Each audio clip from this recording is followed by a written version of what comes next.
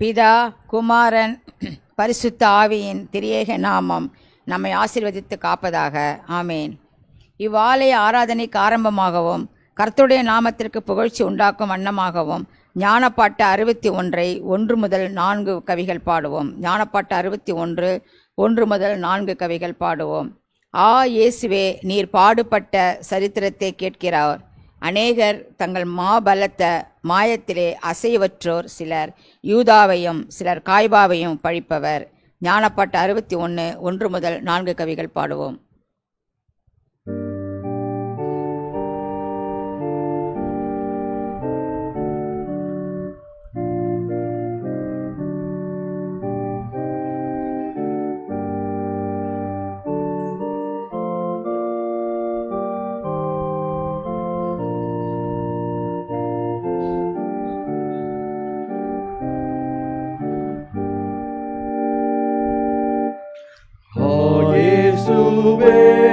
நீர் பாடுபட்ட சரித்திரத்தை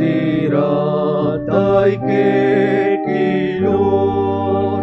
அநேகர் தாங்கள் மாபலத்த மாயத்திலே அசைவற்றோர், சிலர் யூதாவையும் சிலர் காய்பாவையும் பழிப்பவர். சீமோன் நிலை வரமில்லாதோர், முள்பின்னோர் அன்பற்றவர். பிலாத்து நீதியாய் செய்யாதோர், மனிதர் பொல்லாதவர். ஏற்றவரும் மனிதர் கோடும் செயலை கோபிப்பார்.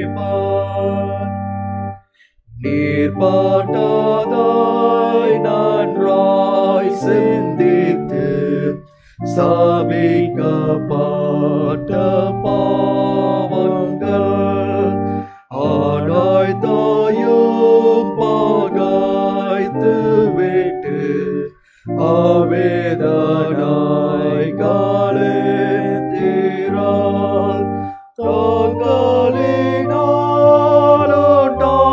தங்களினாலுண்டானதே என்றாலும் பேர்கள் கொஞ்சமே.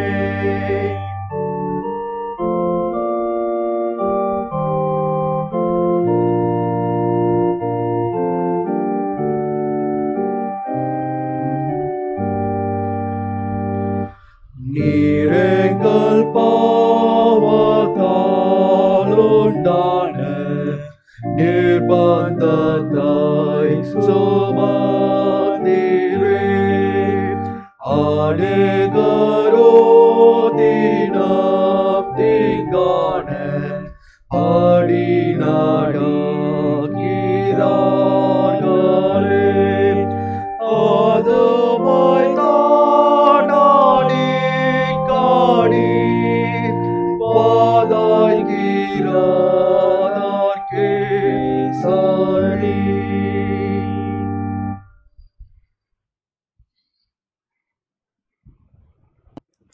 ஆண்டவரை நோக்கி ஜெபம் செய்வோம். மிகுந்த இரக்கமும் அன்புமுள்ள பராபரனே, பாவங்கள் பல புரிந்து குற்ற தீர்ப்புக்கு உரியவைகளாயிருக்கும் எங்களுக்கு தேவரீர் இறங்கி பாவ சிறையில் இருந்து எங்களை மீட்டு உம்மோடு ஒப்புரவாக்கிக் கொள்ள உம்முடைய ஒன்றான குமாரனை எங்களுக்காக பாடுகளும் மரணமும் அடையும்படி ஒப்பு கொடுத்தீர். அவர் அடைந்த நிந்தையையும் துன்பத்தையும் பற்றிய செய்தியை நாங்கள் தியானித்து பாவ உணர்ச்சினால் வருந்தவும், அவர் சம்பாதித்த மீட்பை நாங்கள் எங்களுக்கு சொந்தமாக்கி கொள்ளவும், அவரிடம் உண்மையான அன்பு கொண்ட மக்களாய் வாழவும் பரிசுத்த ஆவியானவரை கொண்டு எங்கள் உள்ளத்தில் தூண்டுதல் அளிக்க வேண்டுமென்று உம்மை வேண்டிக் கொள்ளுகிறோம் சுவாமி. ஆமேன். இவ்வாறு ஆராதனைக்கு ஆரம்பமாகவும் கர்த்தருடைய நாமத்திற்கு புகழ்ச்சி உண்டாக்க வண்ணமாகவும் இந்த நாளுக்கென்று குறிக்கப்பட்ட சங்கீதம் 111 வசனங்களை முறைமுறையாக வாசிப்போம். சங்கீதம் 111. அல்லேலூயா. செம்மையானவர்களுடைய சங்கத்திலும் சபையிலும் கர்த்தரை முழு இருதயத்தோடும் துதிப்பேன். கர்த்தரின் செய்கைகள் பெரியவைகளும் அவைகள் பிரியப்படுகிற எல்லாராலும் ஆராயப்படுகிறவைகளுமாயிருக்கிறது. அவருடைய செயல் மகிமையும் மகத்துவம் உள்ளது. அவருடைய நீதி என்றைக்கும் நிற்கும். அவர் தம்முடைய அதிசயமான செய்கைகளை நினைவு கூறும்படி செய்தார். கர்த்தர் இரக்கமும் மன உருக்கமும் உள்ளவர். தமக்கு பயந்தவர்களுக்கு ஆகாரம் கொடுத்தார். தமது உடன்படிக்கையை என்றென்றைக்கும் நினைப்பார். ஜாதிகளின் சுதந்திரத்தை தமது ஜனங்களுக்கு கொடுத்ததினால் தமது கிரியைகளின் பலத்தை அவர்களுக்கு தெரியப்படுத்தினார். அவருடைய கரத்தின் கிரியைகள் சத்தியமும் நியாயமும் ஆனவைகள். அவருடைய கட்டளைகள் எல்லாம் உண்மையானவைகள். அவைகள் என்றென்றைக்கும் உள்ள சதா காலங்களுக்கும் உறுதியானவைகள். அவைகள் உண்மையும் செம்மையுமாய் செய்யப்பட்டவைகள். அவர் தமது ஜனத்திற்கு மீட்பை அனுப்பி தமது உடன்படிக்கையை நித்திய உடன்படிக்கையாக கட்டளையிட்டார். அவருடைய நாமம் பரிசுத்தமும் பயங்கரமும் ஆனது. கர்த்தருக்கு பயப்படுதலே ஞானத்தின் ஆரம்பம். அவருடைய கற்பனைகளின்படி செய்கிற யாவருக்கும் நற்புத்தி உண்டு. அவர் புகழ்ச்சி என்றைக்கும் நிற்கும்.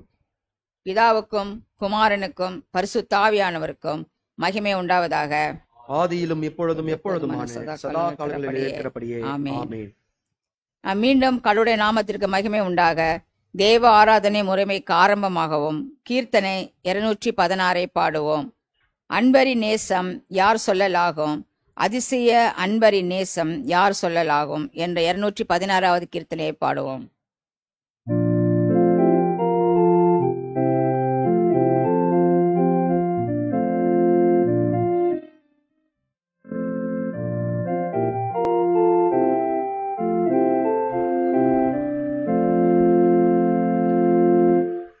அன்பரின் நேசம் யார் சொல்லலாகும், அதிசய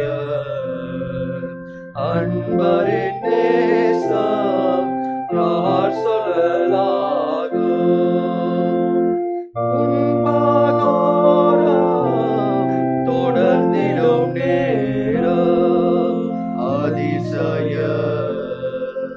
அன்பரின் நேசம் யார் சொல்லலாகும். இதுவென் சரீரம், இதுவென் ரத்தம், என்னை நினைத்திடும்படி அருந்தும் என்றாரே.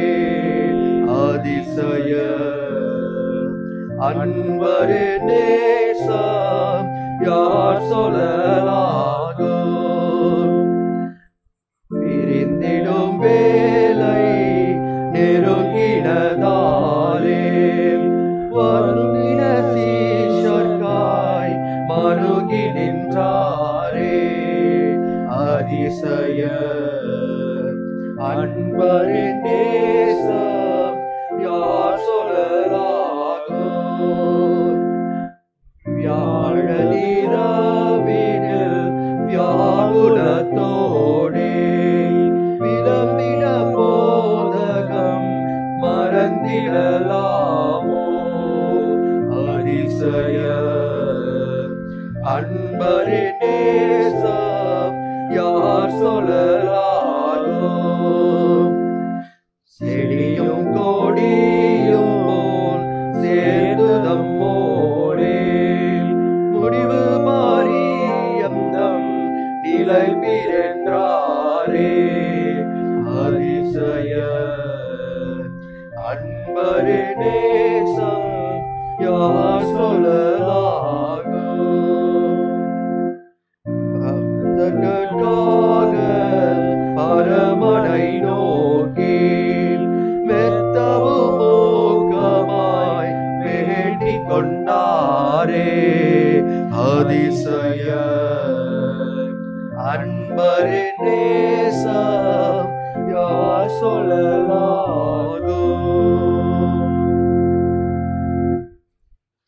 கர்த்தர் காட்டி கொடுக்கப்பட்ட இரவாகிய பெரிய வியாழக்கிழமை என்று அழைக்கக்கூடிய இந்த நாளுக்கென்று குறிக்கப்பட்டிருக்கூடிய ஆரம்ப கீதத்தை நாம் மாறி மாறி பாடுவோம். பெரிய வியாழக்கிழமைக்குரிய ஆரம்ப கீதம்.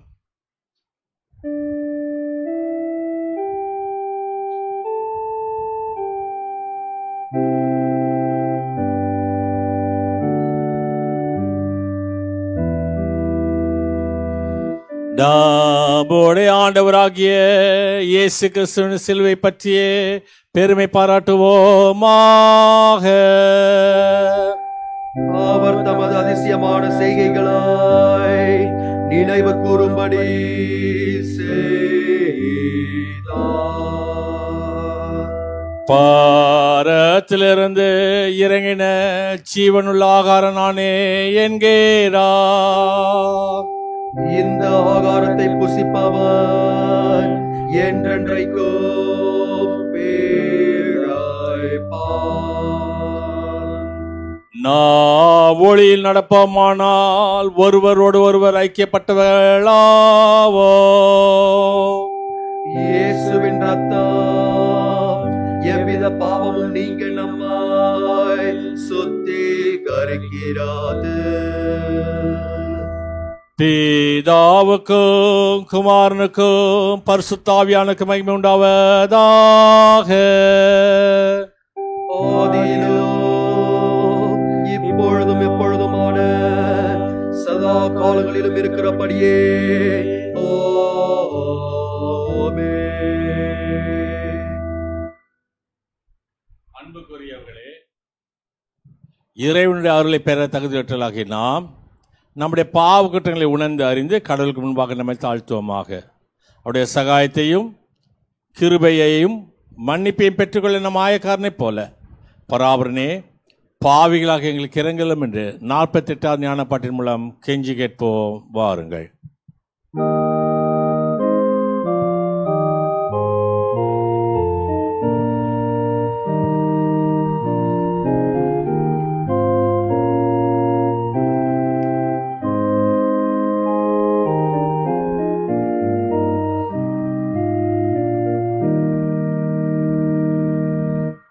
மாசற்ற ஆட்டுக்கோடி நீ சிலுவாயில் தோன்றி காடன் யாவும் செலுத்தி இரக்கத்தாலே போகி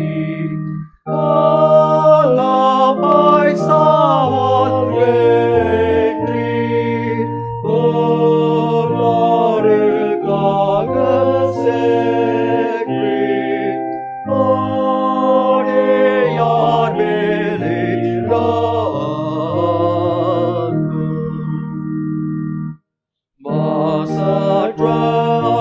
கோட்டி நீ சிலுவாயில் தோன்றி காடன் யாவும் செலுத்தி இரக்கத்தாலே போகி ஆலாபாய் சாவால் வெற்றி ஓலாருக்காக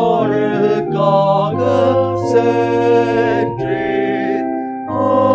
ஆணியார் மேலே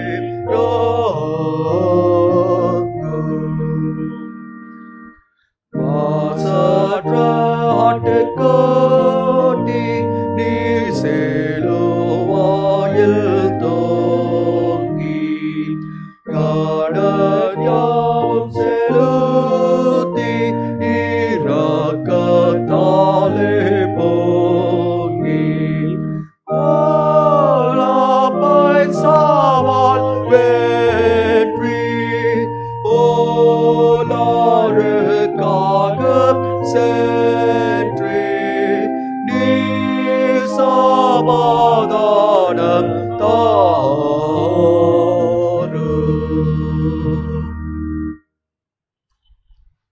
பராபர் நமக்கு இறங்கினார். அவர் தம்முடைய ஒரே பேரான குமாரன விசுவாசங்கள் எவனை கெட்டெழுந்து போகாமல் நித்தியமான மெய்வாழ்வை பெறும்படிக்கு இயேசு கிறிஸ்து இந்த உலகத்துக்கு தந்தருளினார். இந்த அளவுக்கு அவர் உலகத்தின் மீது அன்பு கூர்ந்தார். அவருடைய திருப்பெயரை நாம் அனைவரும் எழுந்து நின்று 60வது ஞானப்பாட்டின் மூலம் புகழ்ந்து ஸ்தோத்தரிப்போம். வாருங்கள்.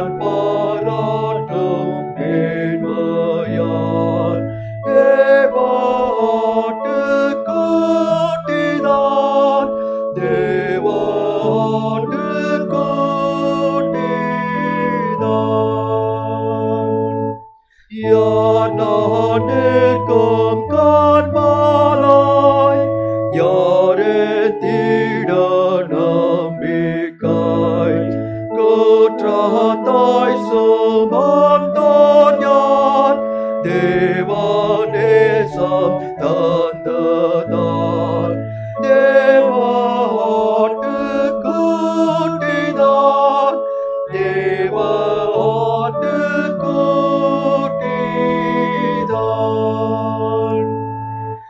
என் பீரான பலம் யார் ஆத்துமாத்தின் சாரம் யார் யாரால் பாவி நீதிமான் யாரால் தேவ பிள்ளை நான் தேவாட்டு கூட்டியால் தேவாட்டு கூட்டியால்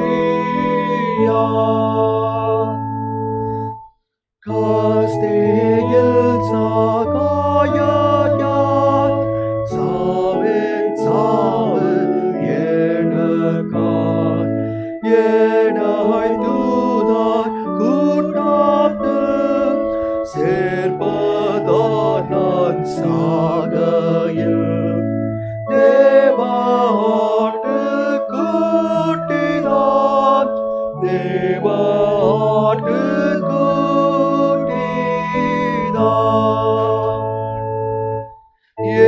இயேசுதான் என் ஞானமே அவரின் சங்கீதமே நீங்களும் புகழுங்கள் அவரை பின் செல்லுங்கள் தேவாட்டு கூட்டியாய் தேவாட்டு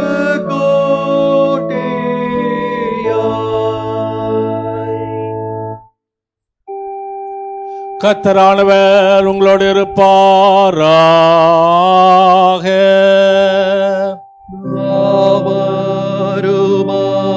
அவருமாதாவியோடும் இருப்பார்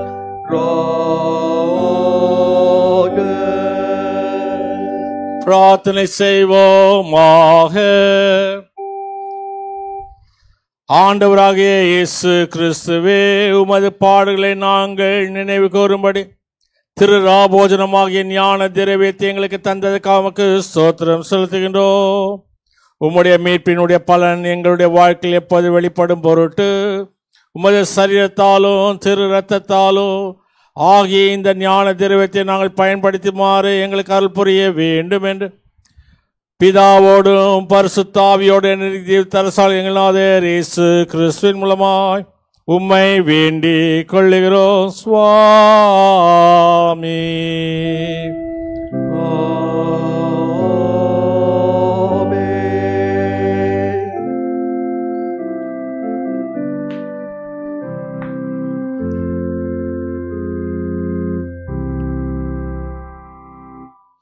கட்டளை வியாழன், பெரிய வியாழன் என்று அழைக்கக்கூடிய இந்த நாளுக்கு என்று குறிக்கப்பட்டக்கூடிய பழைய ஏற்பாட்டு பகுதி, நிருப பகுதி, சுவிசேஷ வேத பகுதிகளை வாசிக்க கவனமாய் கேட்போம்.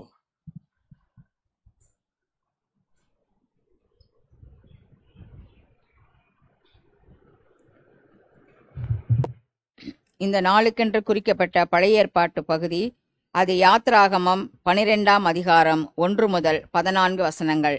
யாத்ராகமம் 12ஆம் அதிகாரம் 1 முதல் 14 வசனங்கள்.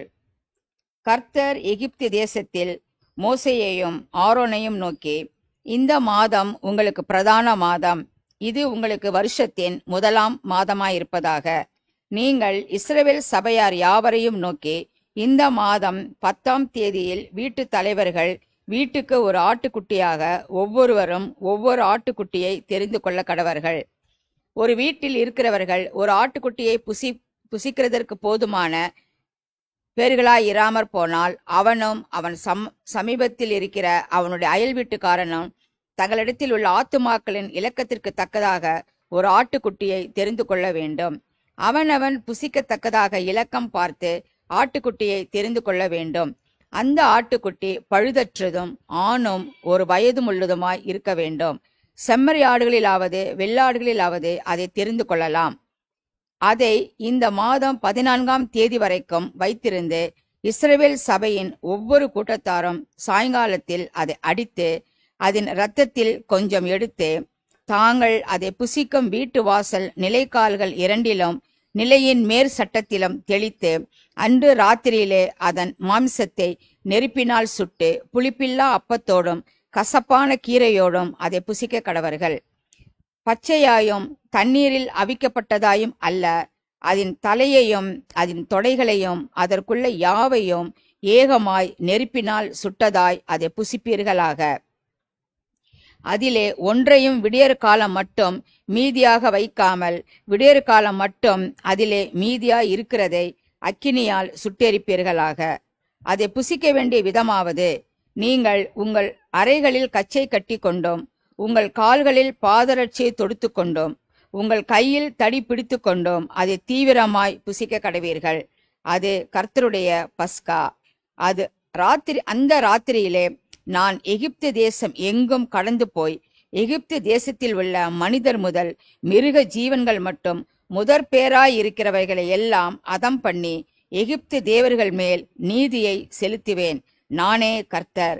நீங்கள் இருக்கும் வீடுகளில் அந்த இரத்தம் உங்களுக்காக அடையாளமாய் இருக்கும். அந்த இரத்தத்தை நான் கண்டு உங்களை கடந்து போவேன். நான் எகிப்து தேசத்தை அழிக்கும் போது அழிக்கும் வாதை உங்களுக்குள்ளே வராதிருக்கும். அந்த நாள் உங்களுக்கு நினைவு கூறுதலான நாளாயிருக்க கடவது. அதை கர்த்தருக்கு பண்டிகையாக ஆசரிப்பீர்களாக. அதை உங்கள் தலைமுறை தோறும் நித்திய நியமாக ஆசரிக்க கடவீர்கள். சென் சொல்லுவோம். மகிமையுள்ள கடவுளே தேவரே நீர் பரிசுத்தர். வல்லமையுள்ள கடவுளே தேவரே பரிசுத்தர். என்றென்றும் உள்ள கடவுளே நீர் பரிசுத்தர். ஆமென்.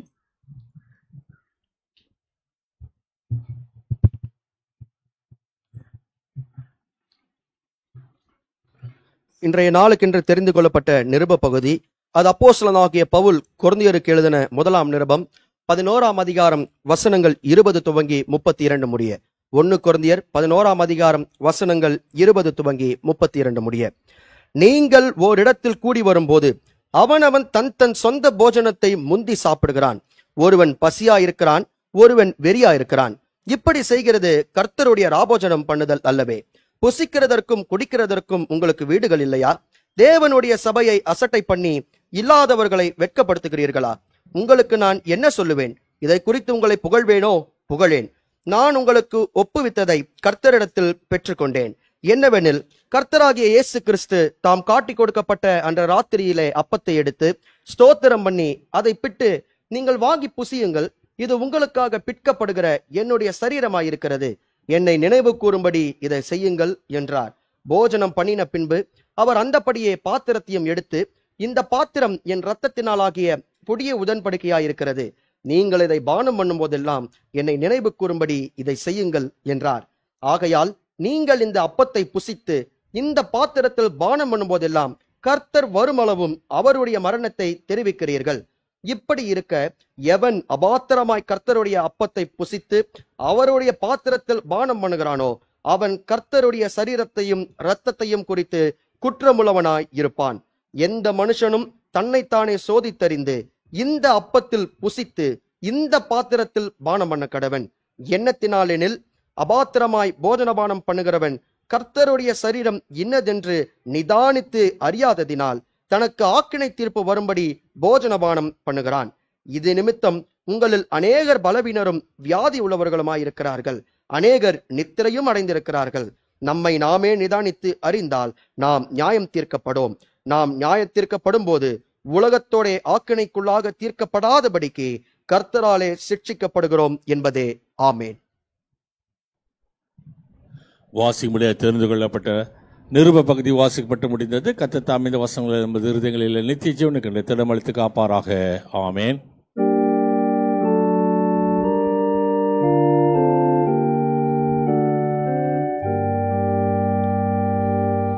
நாம் ஆசிர்வதிக்கிற ஆசீர்வாத பாத்திரம் கிறிஸ்துவனுடைய ரத்தத்தின் ஐக்கியம் அல்லவா? நாம் பிற்கும் அப்பா கிறிஸ்துவின் சரீரத்தின் ஐக்கியம் அல்லவா? கர்த்தாவே, உமது ரட்சிப்புக்கென்று காத்திருக்கிறேன். ஆமென், ஆமென், ஆமென்.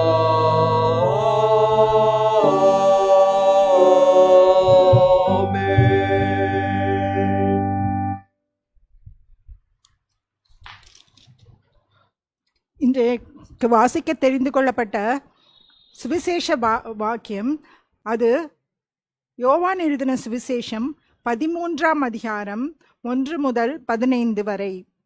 யோவான் 13:1 முதல். பஸ்கா பண்டிகைக்கு முன்னே இயேசு இவ்வுலகத்தை விட்டு பிதாவினிடத்திற்கு போகும்படியான தம்முடைய வேளை வந்ததென்று அறிந்து தாம் இவ்வுலகத்தில் இருக்கிற தம்முடையவர்களில் அன்பு வைத்தபடியே முடிவு பரியந்தம் அவர்களிடத்தில் அன்பு வைத்தார். சீமோனின் குமாரனாகிய யூதாஸ் காயோத்து அவரை காட்டிக் கொடுக்கும்படி பிசாசானவன் அவன் இருதயத்தை தூண்டின பின்பு அவர்கள் போஜனம் பண்ணி கொண்டிருக்கையில் தம்முடைய கையில் பிதா எல்லாவற்றையும் ஒப்பு கொடுத்தார் என்பதையும் தாம் தேவனிடத்திற்கிருந்து வந்ததையும் தேவனிடத்திற்கு போகிறதையும் இயேசு அறிந்து போஜனத்தை விட்டு எழுந்து வஸ்திரங்களை கழற்றி வைத்து ஒரு சீலையை எடுத்து அறையிலே கட்டிக்கொண்டு பின்பு பாத்திரத்தில் தண்ணீர் வார்த்து சீஷருடைய கால்களை கழுவவும் தாம் கட்டி கொண்டிருந்த சீலையால் துடைக்கவும் தொடங்கினார். அவர் சீமோன் பேதுருவினிடத்தில் வந்தபோது அவன் அவரை நோக்கி, ஆண்டவரே, நீர் என் கால்களை கழுவலாமா என்றான். இயேசு அவனுக்கு பிரதியுத்தாரமாக, நான் செய்கிறது இன்னதென்று இப்பொழுது நீ அறியாய், இனிமேல் அறிவாய் என்றார். பேதுரு அவரை நோக்கி, நீ ஒரு காலம் என் கால்களை கழுவப்படாது என்றான். இயேசு அவனுக்கு பிரதியுத்தாரமாக, நான் உன்னை கழுவாவிட்டால் என்னிடத்தில் உனக்கு பங்கில்லை என்றார். அதற்கு சீமோன் பேதுரு, ஆண்டவரே, என் கால்களை மாத்திரமல்ல என் கைகளையும் என் தலையையும் கூட கழுவ வேண்டும் என்றான். இயேசு அவனை நோக்கி, முழுகினவன் தன் கால்களை மாத்திரம் கழுவ வேண்டியதாயிருக்கும், மற்றபடி அவன் முழுவதும் சுத்தமாயிருக்கிறான். நீங்களும் சுத்தமாயிருக்கிறீர்கள், ஆகிலும் எல்லாரும் அல்ல என்றார். தம்மை காட்டி கொடுக்கிறதவனை அவர் அறிந்திருந்தபடியினால் நீங்கள் எல்லாரும் சுத்தமுள்ளவர்கள் அல்ல என்றார்.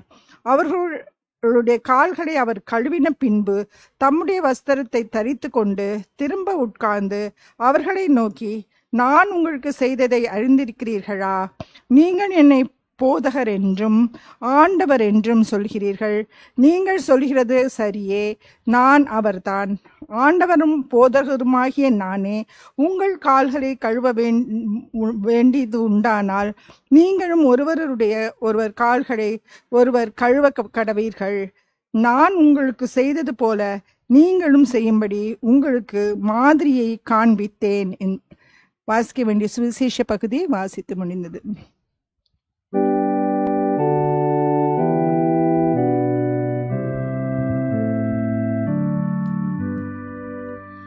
பராமனுடைய நல்ல வார்த்தைக்காக அவருக்கு ஸ்தோத்திரா. கிறிஸ்துவே உமக்கு ஸ்தோத்திரா. நாம் உலகம் எங்கிலும் உள்ள சகல கிறிஸ்துவ விசுவாசிகளோடு நாமும் ஒருங்கிணைந்தவர்களாய் நமது விசுவாசத்தை அப்போஸ்தல விசுவாச பிரமாணத்தின் மூலம் பயபக்தியோடு அறிக்கை செய்வோம். பரலோகத்தையும் பூலோகத்தையும் படைத்த சர்வத்துல பிதாவாகிய அப்ராஹ்மை விசுவாசிக்கின்றேன். அது ஒன்றான குமாரனாகிய நாதர் இயேசு கிறிஸ்துவை விசுவாசிக்கிறேன். பரிசுத்தாவினால் கர்ப்பமாக வெப்ப வைத்து கன்னிமரியாத்தில் பிறந்து பொந்தி பிலாத்துக்கு பாடுபட்டு சிலுவையில் அறையுண்டு மறுத்து அடக்கம் பண்ணப்பட்டார். பாதாளத்தில் இறங்கி 3ஆம் நாள் மருத்துவத்தை ஒழித்திருந்தார். பரம்பரத்துக்கு ஏறி சர்வத்துல பிதாவாகிய அப்ராஹ்மில் வலு பெற்றிருக்கிறார். அவடத்துல ஜீவனோரி மருத்துவ நியாயந்திருக்க வருவார். பரிசுத்தாவினால் விசுவாசிக்கிறேன். பொதுவான பசு சபையும் பசுவான ஐக்கியமும் பாமணிப்பும் மாம்சம் நித்திய ஜீவன் ஒன்று விசுவாசிக்கிறேன். ஆமீன். நாம் அறிக்கை செய்த இந்த விசுவாசம் இன்று மட்டுமல்ல, நமது மரணமற்ற இல்லத்திற்கு எல்லாம் உள்ள தூய ஆவியானவர் உங்களுக்கு எனக்கு துணை செய்வாராக. ஆமீன். அமர்வோம்.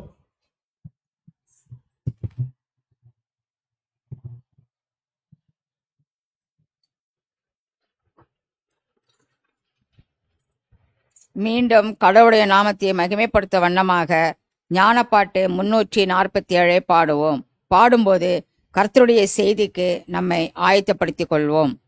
பிளவுண்ட மலையே புகலிடம் ஈயுமே, பக்கம் பட்ட காயமும் பாய்ந்த செந்நீர் வெள்ளமும் பாவதோஷம் யாவையும் நீக்கும்படி அருளும் என்ற 347வது ஞானப்பாட்டை பாடுவோம்.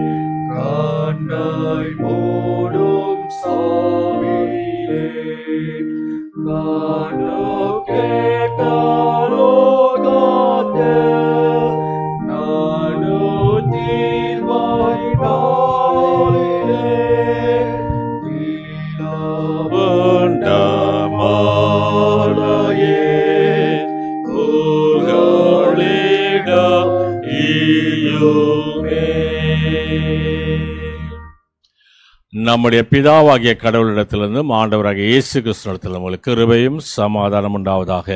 ஆமேன். அமர்வோம்.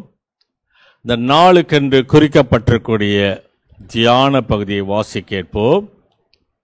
அது யாத்ராகும் புத்தகம் 12ஆம் அதிகாரம் முதல் 14 வசனத்தை இந்த நாளிலே வாசி கேட்ட பழைய ஏற்பாட்டு பகுதி. யாத்ராகமம் 12 முதல் 14 வசனங்கள். கர்த்தர் எகிப்து தேசத்தில் மோசேயும் ஆரோனை நோக்கி, இந்த மாதம் உங்களுக்கு பிரதான மாதம், இது உங்களுக்கு வருஷத்தினுடைய முதலாம் மாதமாக இருப்பதாக. நீங்கள் இஸ்ரவேல் சபையார் யாவரையும் நோக்கி, இந்த மாதம் 10ஆம் தேதியிலே வீட்டு தலைவர்கள் வீட்டுக்கு ஒரு ஆட்டுக்குட்டியாக ஒவ்வொருவரும் ஒரு ஆட்டுக்குட்டியை தெரிந்து கொள்ள கடவர்கள். ஒரு வீட்டில் இருக்கிறவர்கள் ஒரு ஆட்டுக்குட்டியை புசிக்கிறதுக்கு போதுமான பேராக இராமல் போனால் அவன் சமீபத்தில் இருக்கிற அவனுடைய அயல் வீட்டுக்காரனும் தங்களிடத்தில் உள்ள ஆத்துமாக்களுடைய இலக்கத்துக்கு தக்கதாக ஒரு ஆட்டுக்குட்டியை தெரிந்து கொள்ள வேண்டும். அவனவன் புசிப்புக்கு தக்கதாக இலக்கம் பார்த்து ஆட்டுக்குட்டியை தெரிந்து கொள்ள வேண்டும். இந்த ஆட்டுக்குட்டி பழுதற்றதும் ஆணும் ஒரு வயதுள்ளதுமாய் இருக்க வேண்டும். செம்மறி ஆடுகளிலாவது வெள்ளாடுகளாவது அதை தெரிந்து கொள்ளலாம்.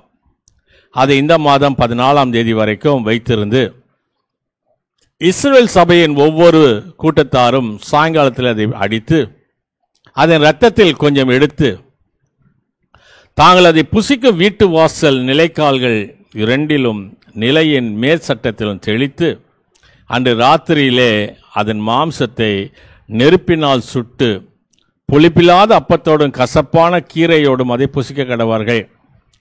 பச்சையாயும் தண்ணீரிலும் அவிக்கப்பட்டதாயும் அல்ல, அதன் தலையையும் அதன் தொடைகளையும் அதற்குள்ள யாவையும் ஏகமாய் நெருப்பில் சுட்டதாய் அதை புசிப்பீர்களாக. அதிலே ஒன்றையும் விடியற்காலம் மட்டும் மீதியாக வைக்காமல் விடியற்காலம் மட்டும் அதில் மீதியாய் இருக்கிறதை அக்னியால் சுட்டெரிப்பீர்களாக. அதை புசிக்க வேண்டிய விதமாவது நீங்கள் உங்கள் அறைகளில் கச்சையை கட்டி கொண்டும் உங்கள் கால்களில் பாதரட்சையை தொடுத்து கொண்டும் உங்கள் கைகளிலே தடி பிடித்து கொண்டும் அதை தீவிரமாக புசிக்க கடவீர்கள். அது கர்த்தருடைய பஸ்கா. அந்த ராத்திரியிலே நான் எகிப்து தேசம் எங்கும் கடந்து போய் எகிப்து தேசத்துள்ள மனித முதல் மிருக ஜீவன்கள் மட்டும் முதல் பேராயிருக்கிறவைகளெல்லாம் அதம் பண்ணி எகிப்து தேவர்களின் மேல் நீதியை செலுத்துவேன். நானே கர்த்தர். நீங்கள் இருக்கும் வீடுகளில் அந்த இரத்தம் உங்களுக்காக அடையாளமாக இருக்கும். அந்த இரத்தத்தை தான் கண்டு உங்களை கடந்து போவேன். நான் எகிப்து தேசத்தை அழிக்கும்போது அழிக்கும் வாதை உங்களுக்குள்ளே வராதிருக்கும். அந்த நாள் உங்களுக்கு நினைவு கூறுதலான நாளாக இருக்க கிடவது. அதை கர்த்தருக்கு பண்டிகையாக ஆசீர்வதிப்பீர்களாக. அதை உங்கள் தலைமுறை தோறும் நித்திய நியமமாக ஆசரிக்க கடவீர்கள் என்பது. நாம் ஆண்டவரை நோக்கி நாம் ஜெபம் செய்வோம்.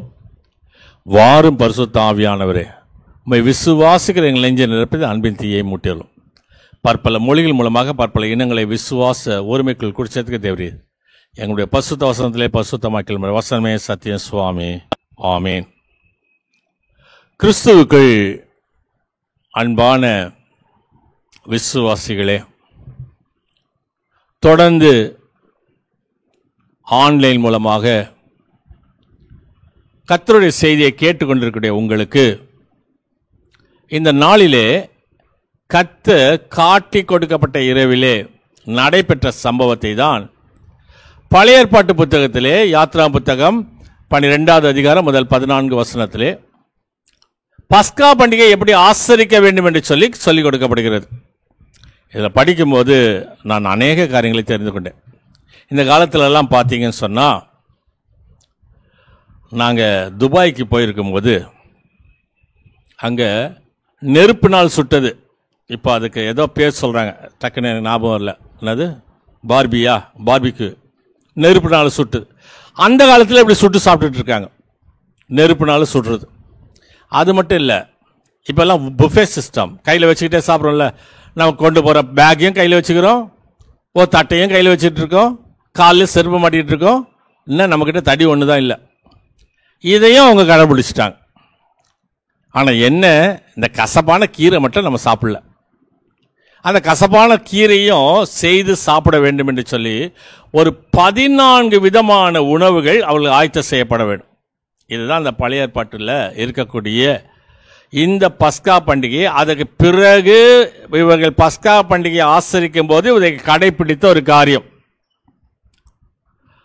இப்போ புதிய ஏற்பாட்டு புத்தகத்தில் இன்னைக்கு வாசி கேட்ட யோவான் எழுதின சுவிசேஷம் 13வது அதிகாரம் 27வது வசனம் சொல்கிறது, அந்த துணிக்கையை அவன் வாங்கின பின்பு சாத்தான் அவனுக்குள் புகுந்தான். யாரு? யூதாஸ். ஆண்டவர் கேட்கின்றார், உங்களில் ஒருவன் என்னை காட்டி கொடுக்க போறான். உடனே எல்லாரும் கேட்குறாங்க, நானா நானா நானா. உடனே ஆண்டவர் சொல்லுகிறார், நான் துணிக்கையை தொட்டு யாருக்கு கொடுக்கிறேனோ அவன் தான் என்னை காட்டி கொடுப்பான் அப்படின்னு சொல்றார். வசனம் 27 தெளிவாய் சொல்கிறது. யோவான் எழுதின சுவிசேஷம் 13வது அதிகாரம் 27வது வசனம், அந்த துணிக்கையை அவன் வாங்கின பின்பு சாத்தான் அவனுக்குள் புகுந்தான். இன்னைக்கும் நிறைய இடத்துல ராபோஜனம் எடுத்த பிறகுதான் சாத்தான் புகுறான். இன்னைக்கு நிறைய ஆலயத்தில் நம்ம அதை பார்க்கலாம். அது வரைக்கும் அமைதலாக இருக்கிறவன் இந்த ராபோஜனத்தை போய் ஊருக்கு முன்னாடி முட்டிக்கால் போட்டு எல்லாரும் தள்ளி விட்டு முட்டிக்கால் போட்டு இடம் இல்லைன்னா ஒரேடியா உள்ள ஒரு தலையை சொருகி ஓனா மாதிரி தலையை உள்ள விட்டு அதை வாங்கிட்டு வெளியில வந்து பண்ற அலம்பல் இருக்குல்ல. ஏன்னா நம்ம என்ன நினைக்கிறோம், ராபோஜனம் எடுத்தா பிசாசு ஓடி போயிடுவான்னு. வசனம் சொல்கிறது, அவன் துணிக்கையை வாங்கின பின்பு சாத்தான் அவனுக்குள் புகுந்தான். இன்னைக்கு அநேக இடத்துல நடைபெறக்கூடிய சம்பவத்தை தான் உங்களுக்கு யதார்த்தமாக சொல்லுகின்றேன். That is a reality. இன்னைக்கு அப்படி ஒரு சூழ்நிலை உங்களுக்கு இருக்கும் என்று சொன்னால் மாற்றிக்கொள்ளுங்கள். இந்த மாற்றிக்கொள்வதற்கு தான் இது சொல்லப்படுகிறது. நான் ஒரு ஆலயத்தில் பணி செய்து கொண்டிருந்தேன். அந்த ஆலயத்தில் பணி செய்துட்டு இருக்கும்போது அது கொஞ்சம் பெஞ்சு தான் இருக்கும், நிறைய பேர் கீழே இருக்கும். ஒரு பெரிய ஆலயம். 2 முறை அந்த ஆலயத்தில் பணியாற்றினேன்.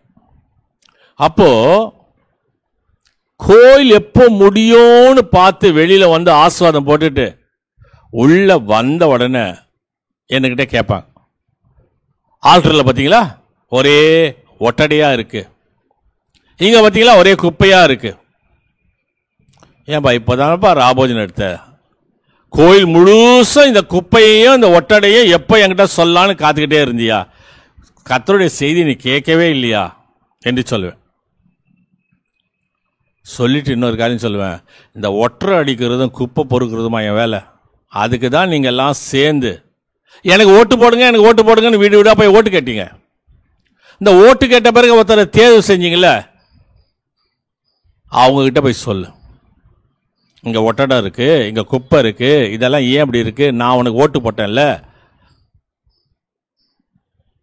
அப்போ அவங்க என்ன சொன்னாங்கன்னா, இன்னொரு ஆலயத்தில் பணியாற்றும் போது அங்கே சொன்னவர், அவர் லைஃப் லாங் மெம்பர், அவர் தான் அந்த சர்ச்சிலே எல்லாமே மெம்பர். நானா உன்ன மாதிரி சம்பளமாக வாங்குறேன், நீ தான் இதெல்லாம் பார்த்துக்கணும் அப்படின்னு ஒருத்தர் சொன்னார். நான் சொன்னேன், சம்பளம் கொடுக்க மாட்டாங்கன்னு தெரியும்ல, அதுக்கு சம்பளம் கிடையாதுன்னு தெரியும்ல, அப்புறம் எதுக்காக வீடு வீடா போய் எனக்கு ஓட்டு போடுங்க எனக்கு ஓட்டு போடுங்க எனக்கு ஓட்டு போடுங்கன்னு எது கேட்டேன்? கொடுக்க மாட்டாங்கன்னு தெரியல. அப்போ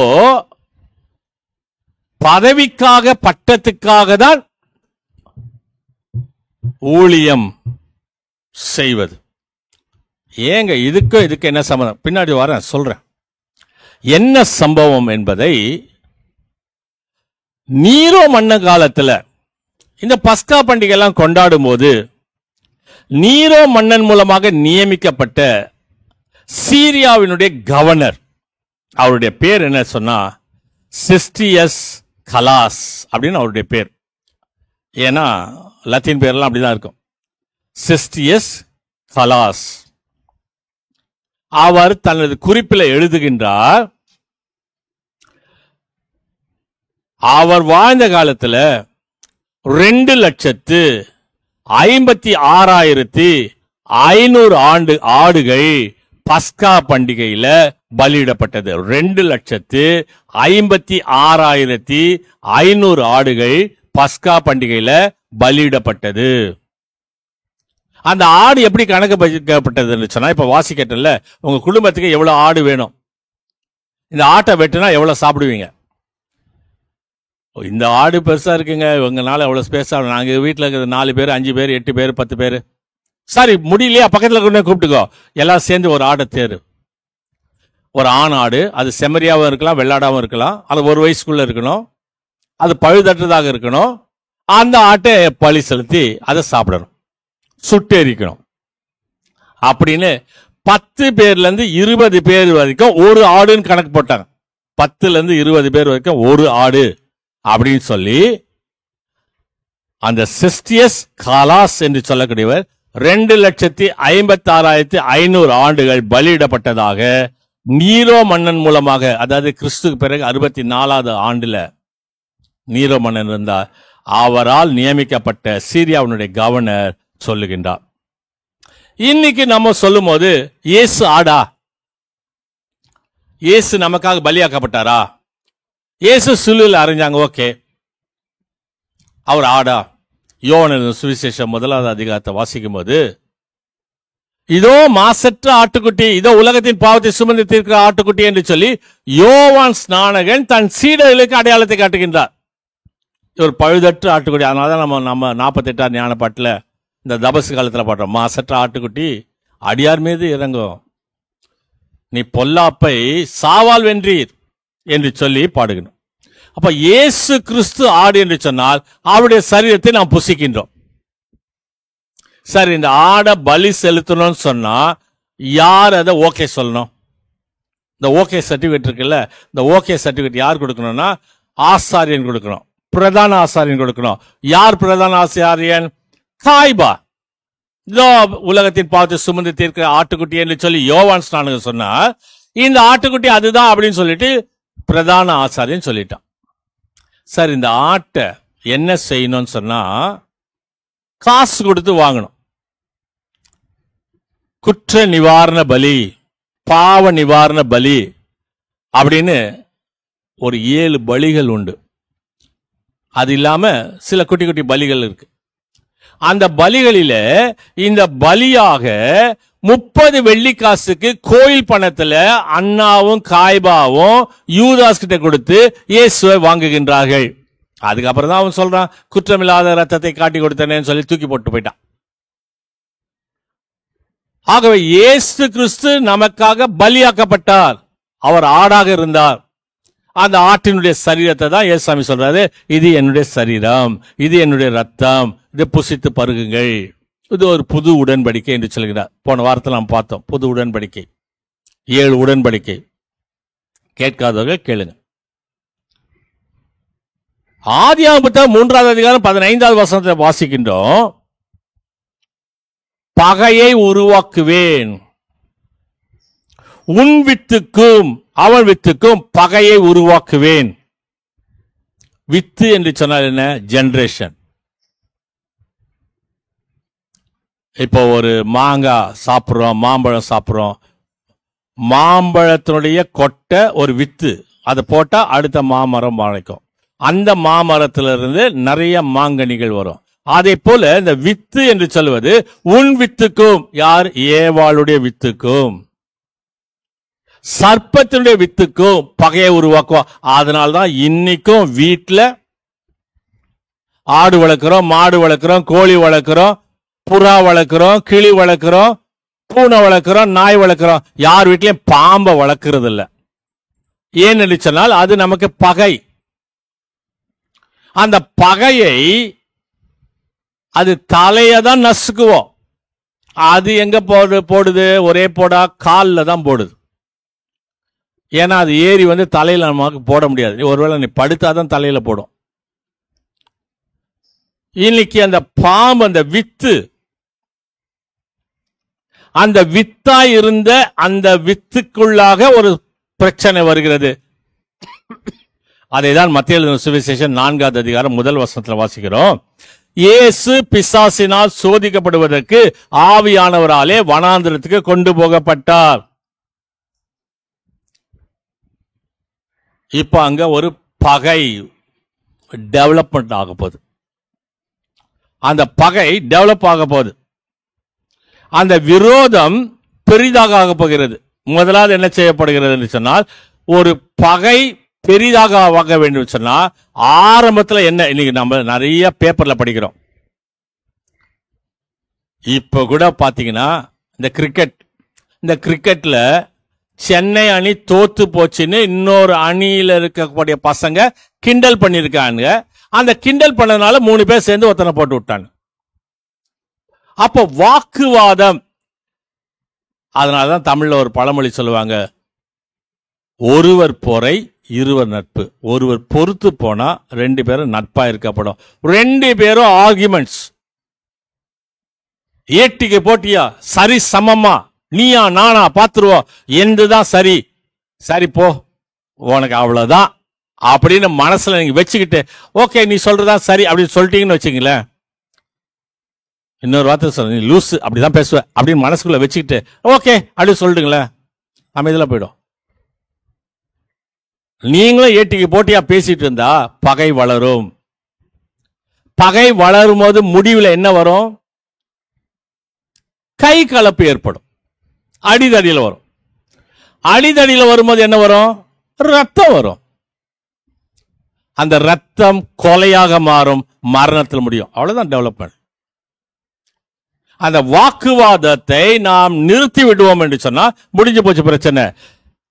அதனாலதான் ஏசாமி ஞானஸ்தானம் பெறும்போது வானத்திலிருந்து ஒரு சத்தம் வந்தது, இவர் என் நேசகுமாரன், இவரில் நான் பிரியமா இருக்கிறேன் என்ற வார்த்தை பிசாசானவன் எடுத்துக்கொள்கின்றார். ஞானஸ்தானத்தில் கொடுக்கப்பட்ட வார்த்தை, இவர் என் நேசகுமாரன், இவரில் நான் பிரியமா இருக்கிறேன். அதனாலதான் அவன் சொல்லுகிறான், நீ தேவனுடைய குமாரனையானால், நீ தேவனுடைய குமாரனையானால் இந்த கல்லுகளை அப்பங்களாக சொல்லும். இந்த கல்லுகள் அப்பங்களாகும்படி சொல்லும். இப்ப ஏசாமி என்ன சொல்லணும்? Yes or no. முடியும், முடியாது, செய்வேன், செய்ய மாட்டேன். நீ ஒண்ணு சொல்லி நான் செய்யணும்னு அவசியம் இல்லை அப்படின்னு சொல்லிட்டு போயிருக்கணும்ல. இப்போ அந்த பகை எப்படி வளர்கிறது சொன்னா, இயேசு கிறிஸ்து முன்னுக்கு பின் முரணாக இன்னொரு வார்த்தை, மனுஷன் வாயில தேவனுடைய வாயில இருந்து புறப்படுகிற ஒவ்வொரு வார்த்தையினாலும் பிழைப்பான், நீ சொல்றதெல்லாம் ஒன்றும் நடக்காது, வேலை கவனி அப்படின்னு மீண்டுமாக அவரை தேவாலயத்தினுடைய உப்பரிக்கையின் மேல் நிறுத்தி கீழே தாளகுழியும் அப்படின்னு. இது அருமையா ஒரு அழகா ஒரு கவிதை மாதிரி சொல்லி எழுதியிருந்தார் ஒருத்தர். என்னன்னா, இந்த ஏன் இந்த பிசாசானவன் தேவாலயத்தோட உப்பரிக்கையின் மேல ஏற்றி நிறுத்தினான்னு தெரியல. அது உப்பரிக்கையின் மேல ஏறி நின்றதுனால தேவாலயத்தை சுற்றி எவ்வளவு அசுத்தங்கள் இருக்கிறது என்று ஆண்டவர் கண்டு சாட்டை எடுத்து பின்னி எடுத்து சுத்தம் பண்ணினார் என்று சொல்லப்படுகிறது.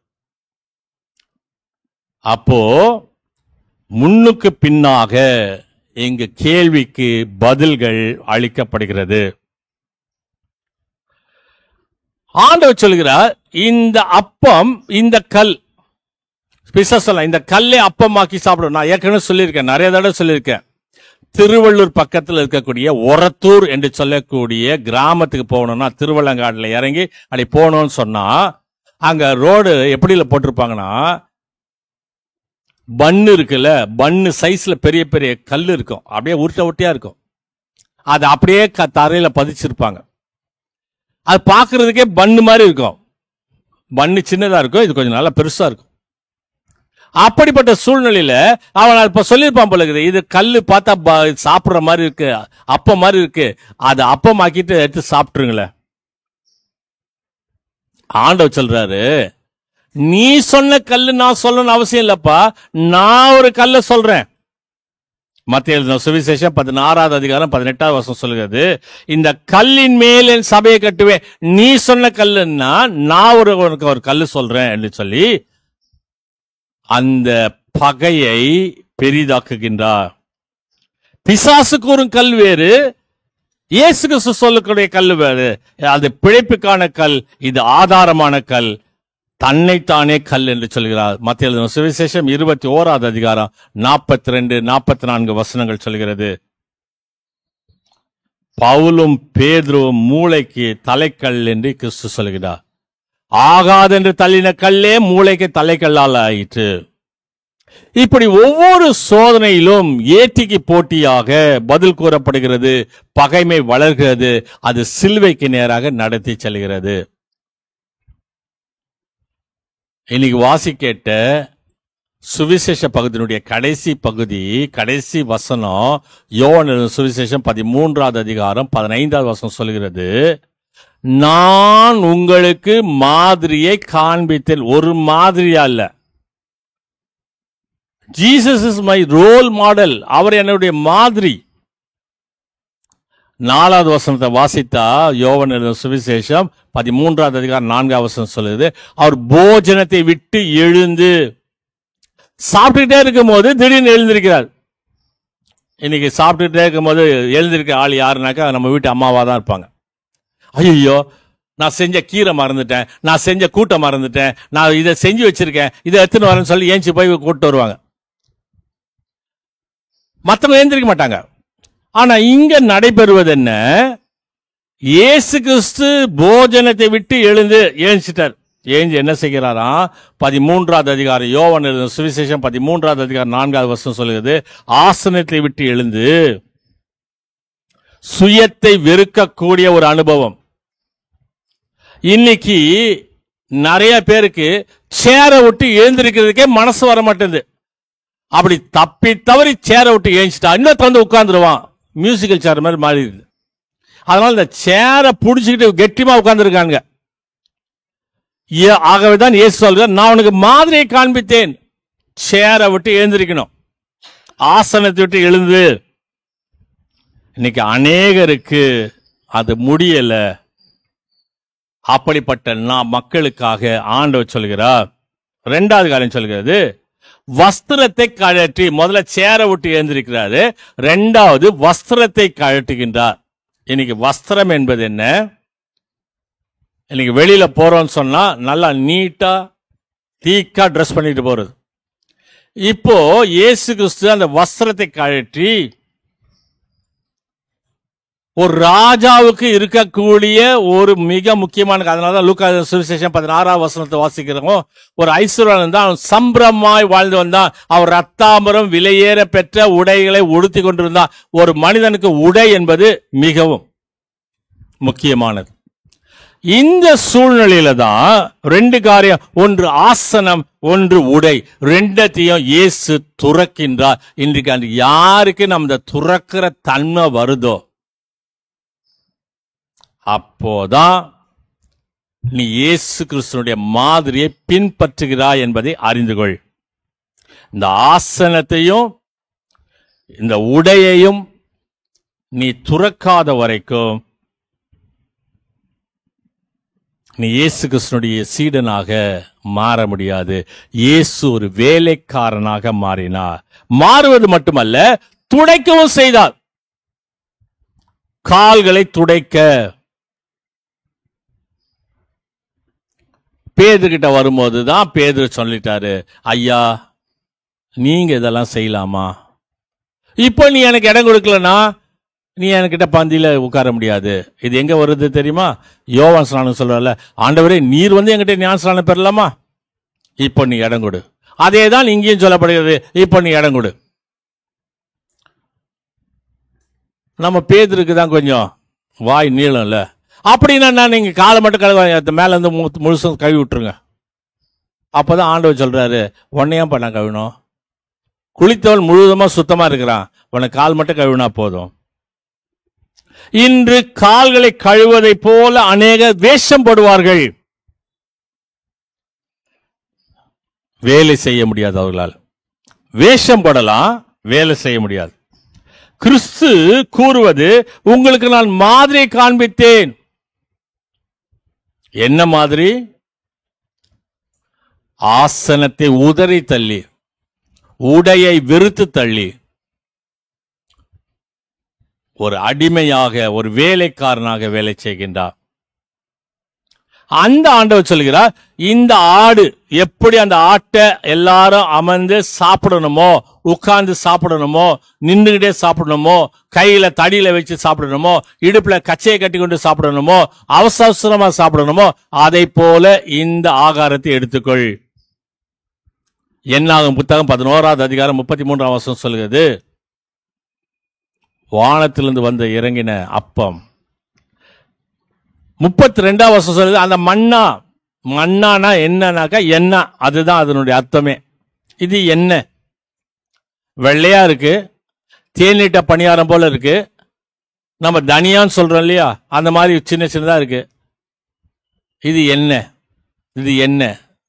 அது பேர் தான் மன்னா. இந்த மன்னாவுக்கு மாற்று ஆகாரம் கிடையாது. இது அனைவருக்குமாக வழங்கப்பட்டது. வாழ்க்கை பயணம் முழுவதுக்கும் அவர்களுக்கு கொடுக்கப்பட்டது. அனைவரும் கூடி புசித்தார்கள். கிருபையாய் இலவசமாய் வழங்கப்பட்டது. அதேதான் கிறிஸ்துவுக்கு மாற்று ஆகாரம் கிடையாது. There is no substitute for Christ.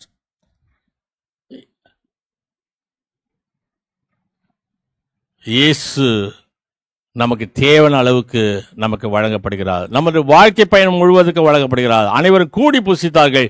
கிருபையாய் இலவசமாய் வழங்கப்பட்டது. தமிழ்நாட்டில் அரசியல் தலைவர் சொல்லுவாங்க, ரேஷன் கடைக்கெல்லாம் நீங்க போகாதீங்க, ரேஷன் கடையெல்லாம் வந்து உங்க வீட்டில் கொண்டு வந்து கொடுப்பாங்க. அத போல இந்த மன்னாவை யார் வீட்டுக்கும் யாரும் கொண்டு போய் கொடுக்கல. இவர்களே போய் தேடி எடுத்துக்கொண்டார்கள். இன்று இயேசுவை நீ தேடி எடுத்துக்கொள். ஆகவேதான் அந்த ஒரு ஃப்ரேஸ் எப்போதுமே சொல்வேன், Lord make me your bread, break me and bless me and pass me around. என்னை அப்பமாக மாற்றும், என்னை உடையும், என்னை நொறுக்கும், என்னை பிட்டு ஆசீர்வதித்து மற்றவர்களுக்கு பகிர்ந்து கொள்ளும். இந்த fellowship with God and the fellowship with men. நான் கடவுளோடு ஐக்கியமா இருக்கிறேன் என்று சொன்னா நான் மனிதனோட ஐக்கியமா இருக்கோம். இன்னைக்கு நிறைய பேர் ஏன் நான் அந்த சபை இந்த சபை இந்த இது எல்லாம் சொல்றாங்களே, நான் கடவுளோடு கூட ஐக்கியமா இருக்கிறேன் பிரதர். நீ கடவுளோட ஐக்கியமா இருக்க, உன் பக்கத்து வீட்டுக்காரனோட ஐக்கியமா இருக்கிறியா? உன்னை விரோதிக்கிறவர்களோட ஐக்கியமாக இருக்கின்றாயா? உன்னை வெறுக்கிறவர்களிடத்தில் ஐக்கியமா இருக்கின்றாயா? இயேசு செய்து காட்டாரு. அதனாலதான் சொல்லுது the fellowship with God and the fellowship with men. இன்னும் எளிமையா சொல்லணும்னா, சிலுவை என்பது வானத்துக்கும் பூமிக்கும் நடுவில் இருக்கக்கூடிய ஒரு குச்சி. அதுல குறுக்குல இருக்கிறது மனிதனுக்கு மனிதனுக்கு இருக்கக்கூடிய ஒரு சட்டம். the fellowship with God and the fellowship with men. இந்த சூழ்நிலையில தான் இங்க என்ன நடைபெறுகிறது என்று சொன்னால், லூக்கா எழுதின சுவிசேஷம் 9வது அதிகாரம் 44-45 வசனம் சொல்லுகிறது, மனுஷகுமாரன் மனுஷ கையில் ஒப்பு கொடுக்கப்படுவார். வேதத்துல 2 காரியங்கள் உண்டு. ஒன்னு சன் ஆஃப் காட், ஒன்னு மேன் ஆஃப் காட். தேவகுமாரன், ஒன்று மனித குமாரன். தேவகுமாரன் வேறு, மனித குமாரன் வேறு. இவர் தன்னை சொல்கிறார், நான் மனுஷகுமாரன், நான் மனுஷகுமாரன். the cupped hands of Judas. குற்றமில்லாத இரத்தத்தை நான் காட்டி கொடுத்தனே. not handling people, handed over to hands of people. தன்னை தெரிந்து கொண்டு ஒப்பு கொடுக்கின்றார். ஆமா, மனுஷகுமாரன் பாவிகளுடைய கையில் ஒப்பு கொடுக்கப்படுவார். லூக்கா எழுதின சுவிசேஷம் 22வது அதிகாரம் 21வது வசனம் சொல்லுது, பணத்தை வாங்கி கொண்டு கிறிஸ்துவை காட்டி கொடுத்த கரம். தாளந்துல அவரோட உட்கார்ந்து கட்டி பிடித்து காசு வாங்க கை நீட்டிய கரம். அதனாலதான் ஆண்டவர் சொல்றார், குதிகாலை தூக்கினான். இந்த குதிகால் தெரியுதா? உன் தலையை நசுக்குவ, அவர் உன் குதிகால. பிசாசானவன் அவனுக்குள் புகுந்தான். 2வது, the frozen hands of Peter. லூக்கா எழுதின சுவிசேஷம் 22வது அதிகாரம் 52-57 வசனத்தை வாசிக்கும் போது, தாளந்தில் கையிட்டவன் விரைத்து போன கரத்தோடு இருக்கின்றான். விரைத்து போன கரம். ஆகவேதான் அவன் நின்று கொண்டு குளிர் காய்ஞ்சிட்டு இருக்கான். நல்லா வாட்டமா வசதியா உட்கார்ந்துட்டு குந்தக்கால் போட்டுட்டு உட்கார்ந்துட்டு. இந்த கொடைக்கானல், இந்த ஊட்டி பகுதிகளெல்லாம் போனீங்கன்னா, இந்த குளிர்காலத்துல இந்த டயர் வண்டி அதெல்லாம் கொளுத்தி என்ன செய்வாங்கனாக்கா சுத்தி நின்று குளிர் காய்ஞ்சிட்டு இருப்பாங்க. ஆனா இவன் நின்று கொண்டு குளிர் காய்கிறான். ஒருவேளை இன்னொருத்தர் மூட்டின நெருப்புல குளிர் காய்ஞ்சதுனாலதான் அவன் இயேசு கிறிஸ்துவை மறுதலித்தான். இவனே ஒரு நெருப்பை மூட்டி இருந்தா, இன்னைக்கு இயேசு கிறிஸ்துவை காட்டி கொடுப்பதற்கான காரணம் என்னவென்று சொன்னால், இன்னொருத்த மூட்டின நெருப்புல நீ குளிர் காய்ந்து கொண்டிருக்கின்றாய். 3வது கரம், the washed hands of Pilate. பிலாத்துடைய கை கழுவின கரம். மத்தேயு எழுதின சுவிசேஷம் 27வது அதிகாரம் 24வது வசனம். கை கழுவி நீதியிலிருந்து தவறுகின்றான், பொறுப்பிலிருந்து விலகுவது, தப்பித்துக் கொள்ளக்கூடிய கரம். இன்னைக்கு 2 பேர் 2வது வாக்குவாதம் வந்துச்சுன்னா 3வது ஒரு ஆளுகிட்ட போய், ஏங்க நான் சொன்னது சரி, அவர் சொன்னதா, ரொம்ப சாமர்த்தியமா நீங்க என்ன பேசுறீங்கன்னு எனக்கு நான் கேட்கலங்க, அவ்வளோத்தையும் ரசிச்சு கேட்டுட்டு சொல்றது காரியம், நீங்க என்ன பேசுறீங்க நான் கேட்கவே இல்லை. இதுதான் கழுவுறது. கழுவுற மீன்ல நழுவுற மீன். ஒண்ணுமே தெரியாத மாதிரி நீங்க என்ன பேசுறீங்கன்னே தெரியலையே, இல்லைன்னா இன்னொரு காரியம் உண்டு. என்னன்னா, யார் பேசுறது சரி சொல்லுனாக்கா, ஒரு புன்முறுவல், ஒரு சிரிச்சிட்டு அந்த இடத்த விட்டு காலி பண்ணி போயிடுவான். அதுவும் கிடையாது. யார் செய்தது சரி, யார் செய்தது தவறு என்று சொல்வதுதான் கிறிஸ்துவனுடைய குணம். அதனாலதான் நம்ம வேதத்துல வாசிக்கிறோம், ஐயோ ஐயோ ஐயோ என்ற அதிகாரம் மத்திய சுவிசேஷம் 23 சொல்லப்படுகிறது சொன்னா, ஒவ்வொருவருக்கும் ஐயோ சொல்லுவார் ஆண்டவராக இயேசு கிறிஸ்து.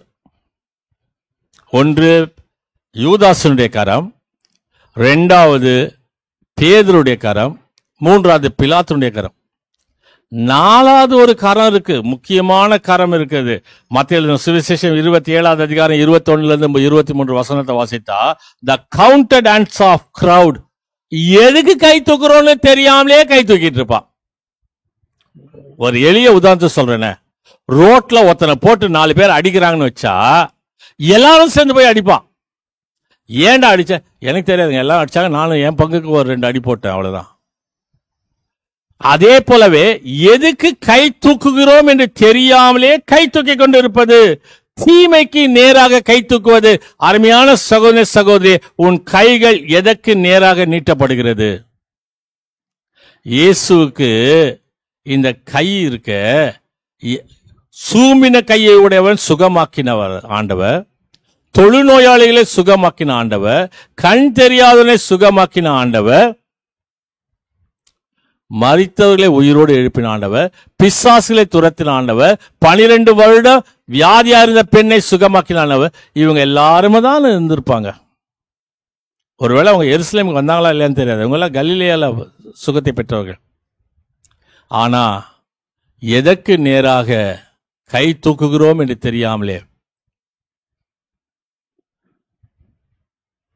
சிலுவில் அறியும் என்று சொல்லக்கூடிய தூக்கக்கூடிய கைகள், பிலாத்து அந்த சத்தத்தை அதிகமாகிறதே ஒழிய குறையலன்னு தெரிஞ்சு இயேசுவை சிலுவில் அறைய ஒப்பு கொடுக்கிறான்னு சொன்னான். அதுல உன் கை எங்க இருக்கு? இந்த 4 கையில உன் கை எங்க இருக்கு? ஆண்டவரோடு தாளந்தில கையிட்டு ஆண்டவரோடு பயணிக்கக்கூடிய வாழ்க்கையை கர்த்தர் நமக்கு தருகிறான்னு சொன்னா, அந்த ஆசீர்வாதத்தை நிறைவாய் பெற்றுக்கொள்ள தூய ஆவியானவர் உங்களுக்கு எனக்கு துணை செய்வாராக. ஆமென். ஆண்டவரை நோக்கி ஜெபம் செய்வோம். மகா கிருபை இறக்கமுள்ள நல்ல ஆண்டவரை, ஆசீர்வதிக்கூடியவரே, இந்த அருமையான நாளுக்காக, நாங்கள் கேட்ட சத்தியத்துக்காக, நாங்கள் எதற்கு கை தூக்குகிறோம் என்று தெரியாமலே கை தூக்கி கொண்டிருக்கக்கூடிய காலங்களுக்காக எங்களை தயவாய் மன்னித்தர்றோம். நீதிக்கு நேராக எங்களுடைய கரங்களை உயர்த்தி, உண்மைக்கு நேராக எங்களுடைய வாய்கள் பேசி, பிசாசானவனை ஜெயிக்கக்கூடிய ஒரு வாழ்க்கை எங்களுக்கு தர வேண்டுமாய் கேட்கின்றோம். உதவி செய்யும், பலப்படுத்தும், ஆசீர்வாதத்தை தாரும். இயேசு கிறிஸ்து நாமத்தில் வேண்டிக் கொள்கிறோம் சுவாமி. ஆமீன். சபையாருக்கு அறிவிக்க வேண்டிய காரியங்கள், இன்று ஆன்லைன் மூலமாக இந்த ஆலய ஆராதனையில் கலந்து கொண்டிருக்கக்கூடிய ஒவ்வொருவரையும் Go and Shine for Jesus Ministry சார்பாக வாழ்த்தி வரவேற்கின்றோம். இந்த ஆலயத்தை நடத்தி கொடுத்த, இசைக்கருவிகளை வாசித்த, பாடல்கள் பாடின, வேதத்தை வாசித்த அனைத்து நல் உள்ளங்களுக்கும் நன்றிகளை தெரிவித்துக் கொள்கின்றோம். நாளை நண்பகல் 12:30 மணிக்கு இயேசு சிலுவையிலே மொழிந்த 7 வார்த்தைகளும் கொல்லும் கொடிய பாவங்கள் 7, இந்த டெட்லி சின்ஸ் என்று சொல்லக்கூடிய 7 பாவங்களையும் ஒப்பீடு ஆய்வு செய்து நாம் சிந்தனை செய்ய இருக்கின்றோம். நாளை மதியம் 12:30 மணிக்கு ஆலய ஆராதனை துவங்கும். இந்த ஆலய ஆராதனையில் ஜெப சிந்தையோடு கலந்து கொள்ளும்படி கேட்டுக்கொள்ளப்படுகின்றீர்கள். வரக்கூடிய ஞாயிற்றுக்கிழமை ஈஸ்டர் பண்டிகை காலை 5:30 மணிக்கு ஆலய ஆராதனை நடைபெறும். அனைத்து ஆலய ஆராதனையிலும் ஜெப சந்தையோடு கலந்து கொண்டு தேவனுடைய ஆசீர்வாதத்தை பெருகும்படி உங்களை அன்போடு கேட்டுக்கொள்கின்றோம்.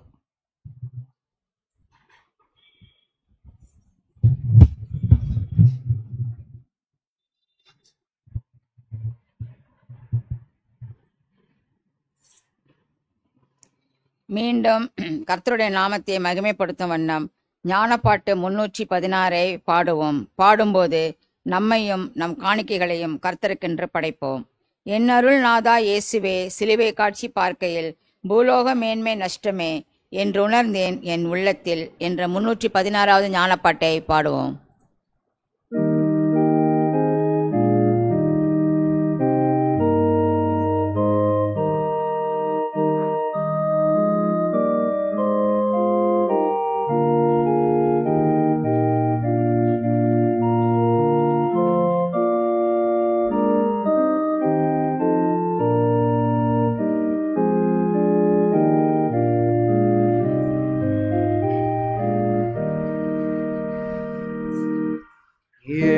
அருள் நாதா இயேசுவே, சிலுவை காட்சி பார்க்கையில் பூலோகமே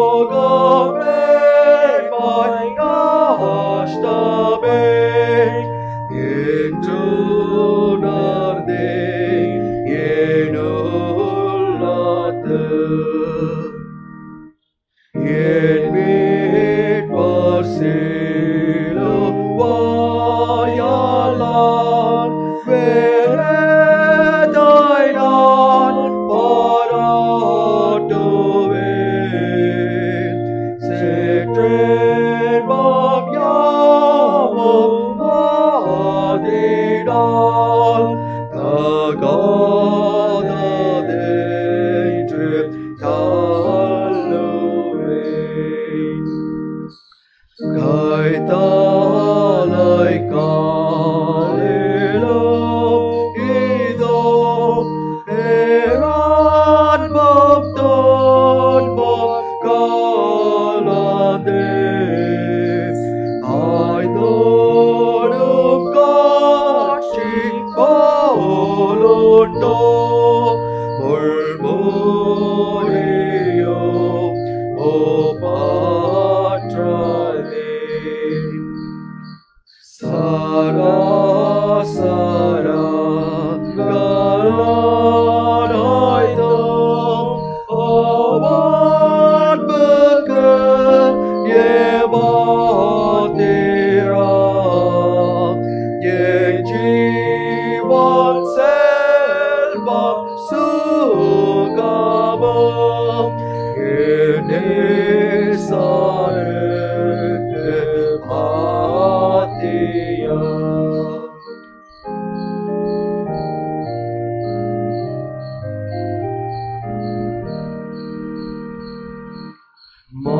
மாதர்க்கு மீட்பாய் காஸ்தியால் சம்பாதித்தீந்த இயேசுவே, உமக்கு ஏற்றும் தாசரால் ஸ்தோத்திரம் உண்டாகவே. நாம் ஆண்டவரை நோக்கி நாம் ஜெபம் செய்வோம். கிருபை இரக்கமுள்ள நல்ல ஆண்டவரே, எங்கள் கரங்களை நீட்டி அப்பா பிதாவே என்று கூப்பிடத்தக்க பிள்ளைகளைப் போல எங்கள் கரங்களை நீட்டுவதற்கு உதவி செய்தலும். பிலாத்தினுடைய கரங்களைப் போலவோ, பேதுனுடைய கரங்களைப் போலவோ, யூதாசனுடைய கரங்களைப் போலவோ, சிலுவில் அறையும் என்று எதற்கு கை தூக்குகிறோம் என்று தெரியாமல் கூக்குரலிட்ட மக்களுடைய கரத்தைப் போலவோ எங்கள் கரங்கள் இல்லாமல் ஆண்டவராக இந்த காயப்பட்ட கரங்களை நாங்கள் தொட்டு பார்க்கக்கூடிய தோமாக்களாக விளங்க உதவி செய்தலும். உமது கரத்திலிருந்து பெற்றுக்கொண்டதே நன்றியுள்ள இருதயத்தோடு காணிக்கைகளாக படைத்திருக்கிறோம். ஆண்டவராக நீதாம் இந்த காணிக்கைகளையும் படைத்தவருடைய அருமையான மக்களுடைய இருதயத்துடைய விருப்பங்களையும் ஏற்றுக்கொண்டு ஆசுவத்து வழி நடத்துமாய் நாது இயேசு கிறிஸ்துவின் பாதம் கெஞ்சி மன்றாடுகிறோம் சுவாமி. ஆமீன். நாம் தொடர்ந்து ஆண்டவரை நோக்கி நாம் ஜெபம் செய்வோம். கர்த்தராகிய இயேசு கிறிஸ்துவே, கிருபை இரக்கமுள்ள இரட்சகரே, தேவரீர் காட்டி கொடுக்கப்பட்ட அன்று ராத்திரியில் பரிசுத்த ராபோஜத்தை ஏற்படுத்தி அதில் ஆஸ்வதிக்கப்பட்ட அப்பத்துக்குள்ளோ ரசத்துக்குள்ளோ உமக்குள் திரு சரீரத்தையும் திரு ரத்தத்தையும் பாவமுள்ள மனுஷராகிய நாங்கள் புசித்து குடிக்க கட்டளையிட்ட உமது மகா பெரிய தயவை இன்று நாங்கள் நினைத்து உமக்கு ஸ்தோத்திரிக்கிறோம். எங்கள் ரட்சிப்புக்கு முத்திரையாக இப்போஜனத்தினால் பாவ மன்னிப்பையும் ஜீவனையும் மோட்சத்தையும் எங்களுக்கு உறுதிப்படுத்துகின்றீர். இந்த உமது செய்கை மிகவும் பெரிதும் நீர் ஏற்படுத்தின இந்த ஒழுங்கு மகா பரிசுத்தமும் ஆமே.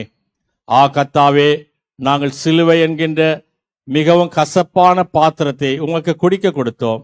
தேவரீரோ உமது பரிசுத்த ரத்தமாகிய மிகவும் இனிமையான பானத்தை எங்களுக்கு குடிக்க கொடுத்து வானத்து அப்பமாகிய உமது திரு சரீரத்தினால் எங்களை போஷிக்கின்றீர்.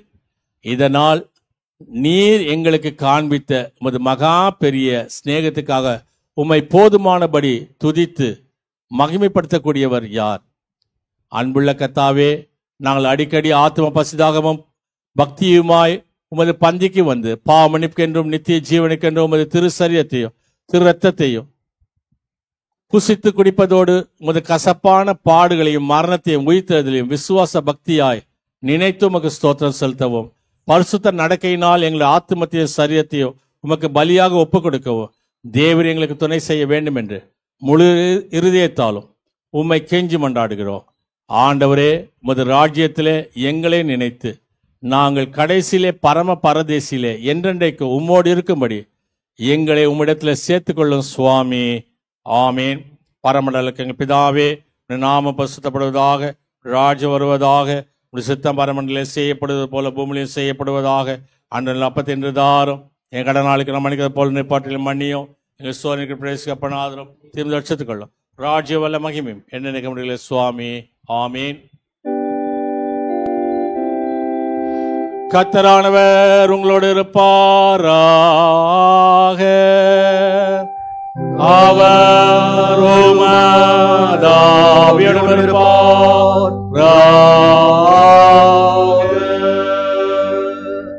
கர்த்தரானவர் உன்னை ஆசீர்வதித்து உன்னை காப்பாராக. கர்த்தரானவர் தமது திருமுகத்தை உன்னில் பிரகாசிக்க செய்து உன்னிட கிருபை உள்ளவராயிருப்பாராக. கர்த்தரானவர் தமது திருமுகத்தை உனக்கு பிரசன்னமாக்கி உனக்கு சமாதானம் தந்தழுவாராக.